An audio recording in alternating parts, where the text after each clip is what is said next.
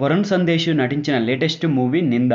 June లో థియేటర్లో విడుదలైన ఈ మూవీ ఇప్పుడు ఓటీటీ ఈటీవీ విన్ ఓటీటీలో స్ట్రీమింగ్ అవుతోంది. మరి ఈ మూవీ ఎలా ఉంది అనేది మన రివ్యూలో తెలుసుకుందాం. కథ విషయానికి వస్తే ఆంధ్రప్రదేశ్ లోని కాండ్రకోట గ్రామం చుట్టూ తిరిగే కథ ఇది. మంజు అనే అమ్మాయిని హత్య చేశాడని బాలరాజును పోలీసులు అరెస్టు చేస్తారు. అతడు నేరం చేసినట్టుగా సాక్ష్యాలు బలంగా ఉండటంతో అతనికి ఉరిశిక్ష పడుతుంది. వృత్తిపరంగా న్యాయం చేసినా వ్యక్తిగతంగా అన్యాయం చేశానంటూ ఉరిశిక్ష విధించిన న్యాయమూర్తి సత్యానంద్ తనికెళ్ల భరణి కుమిలిపోతుంటాడు. నిర్దోషికి శిక్ష వేశానంటూ కొడుకు వివేక్ వరుణ్ సందేశ్ తో బాధను పంచుకుంటూనే కన్నుమూస్తాడు. మరి జాతీయ మానవ హక్కుల కమిషనర్ అధికారి అయిన వివేక్ బాలరాజును నిరపరాధిగా బయటకు తీసుకురాగలిగాడా? సత్యానంద్ మనసు చెప్పినట్టు బాలరాజు నిర్దోషేనా? అతను నేరం చేయలేదని న్యాయమూర్తి నమ్మడానికి కారణమేంటి? ఇలాంటి ఈ ప్రశ్నలన్నింటినీ తెలుసుకోవాలంటే మనం సినిమా చూడాల్సింది. ఇక ఓవరాల్ గా ఎలా ఉంది అనేది మన విశ్లేషణలో తెలుసుకుందాం. చేయని నేరానికి జైలు జీవితం గడిపే వ్యక్తిని బయటకు తీసుకొచ్చేందుకు హీరో చేసిన ప్రయత్నమే ఈ సినిమా యొక్క కథ. కొత్త పాయింట్ అయితే కాదు, ఈ తరహా కథలు ఇప్పటికే ఎన్నో వచ్చినాయి. అయితే కథ పరంగా ప్రేక్షకుడిలో ఉత్కంఠం రెక్కెత్తించగలిగితేనే విజయం దక్కుతుంది. ఈ విషయంలో ఈ సినిమా డైరెక్టర్ రాజేష్ జగన్నాథ్ కొంతమేరకు అయితే ఆసక్తి రెక్కించే ప్రయత్నం అయితే చేసిండు. పోలీస్ అధికారి, వైద్యుడు ఇలా కాండ్రకోటకు చెందిన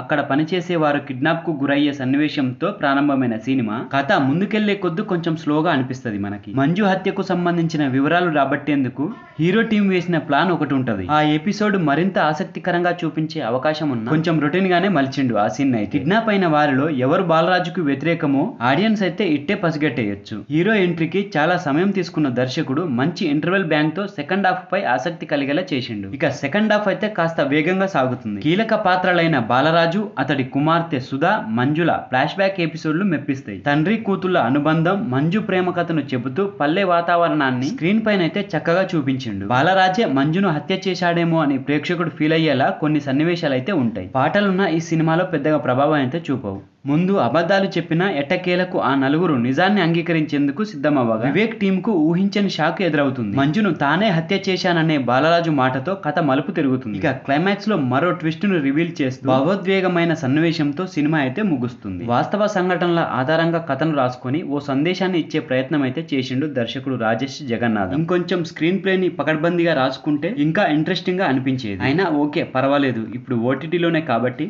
ఒకసారి అయితే చూడొచ్చు. ఇక తండ్రిని అమితంగా ప్రేమించే తనయుడుగా వివేక్ పాత్రను హైలైట్ చేసిర్రు. ఇందులో వరుణ్ సందేశ్ సెటిల్డ్ పర్ఫార్మెన్స్ అయితే ఇచ్చింది. ఇక తనికెళ్ల భరణి గారు, అలాగే ఛత్రపతి శేఖర్, అలాగే కిడ్నాప్ గురైన వారైతే వాళ్ళ పాత్ర పరిధి మేరకు అయితే మంచిగానే నటించి. ఇక చివరిగా చెప్పేది ఏమిటంటే ఒకసారి అయితే పర్వాలేదు అనిపిస్తుంది చూస్తానికైతే. ఫ్యామిలీతో కలిసి చూసేందుకు ఎలాంటి ఇబ్బందులు అయితే ఉండవు. సో ఫ్రెండ్స్, ఇది నిందా మూవీకి సంబంధించిన రివ్యూ వీడియో.